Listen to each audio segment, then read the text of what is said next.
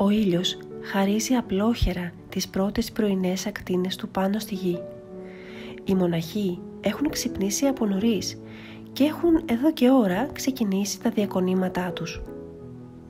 Στο βάθος της αυλής του μοναστηριού διακρίνεται η φιγούρα ενός μοναχού κάπως διαφορετική. Μικρός όμως και λεπτοκαμωμένος, μα πολύ δυνατός.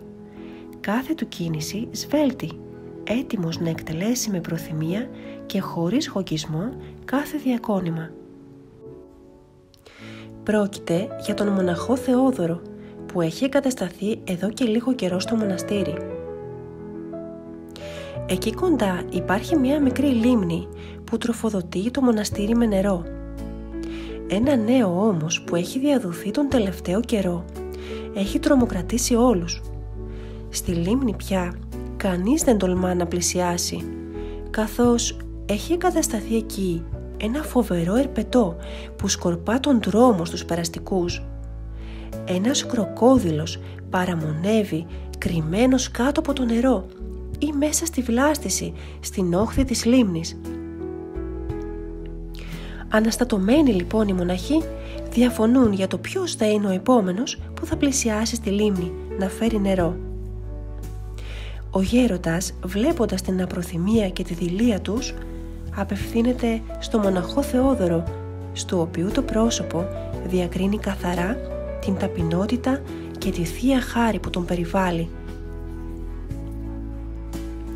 «Θεόδωρε, παιδί μου, θα πας εσύ στη λίμνη να φέρεις νερό?» «Να είναι ευλογημένο γέροντα, με την ευχή σας και με τη βοήθεια του Θεού θα πάω». Ξεκινά λοιπόν με τη στάμνα στην πλάτη και κατευθύνεται προς τη λίμνη. Πίσω του τρέχουν και κάποιοι άλλοι μοναχοί γεμάτοι αγωνία για την τύχη του. Φτάνοντας στην όχθη της λίμνης, ο Θεόδωρος δεν βλέπει άλλο παρά μόνο τα μάτια και τα ρουθούνια του κροκόδιλου να προεξέχουν από την επιφάνεια της λίμνης. Χωρίς καθόλου να δειλιάσει, κάνει το σημείο του σταυρού και με απόλυτη ηρεμία πλησιάζει στην άκρη της λίμνης και αρχίζει να γεμίζει τη στάμνα του. Οι μοναχοί, κρυμμένοι πίσω από τους θάμνους, παρακολουθούν με κομμένη την ανάσα. Και τότε τι να δουν? Βλέπουν τον κροκόδιλο, σαν το πιο ήμερο και υπάκουο ζώο της φύσης, να πλησιάζει το Θεόδωρο και εκείνος να ανεβαίνει στη ράχη του. Τον οδηγεί έπειτα στη μέση της λίμνης, όπου ο Θεόδωρος σκύβει και γεμίζει τη στάμνα με καθαρό νερό και στη συνέχεια τον επιστρέφει πάλι πίσω στην όχθη σώο και ανέγκυχτο. Το συγκλονιστικό αυτό συμβάν διαδόθηκε σαν αστραπή σε ολόκληρη την περιοχή της Αλεξάνδρειας και όλοι δόξασαν το Θεό. Διασώθηκε από την παράδοσή μας μέχρι σήμερα, ώστε να μας θυμίζει την προστασία που παρέχει ο Θεός στους δικαίους, σε αυτούς που ξέρουν να υπακούν, μα και την υπακοή της φύσης στους Αγίους Του.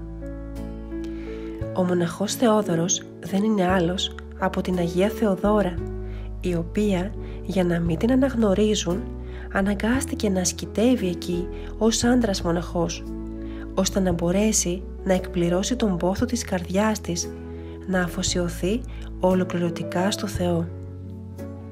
Όσο για τον κροκόδιλο, μετά το θαυμαστό εκείνο συμβάν, ποτέ κανείς πια δεν τον ξαναείδε στα μέρη εκείνα.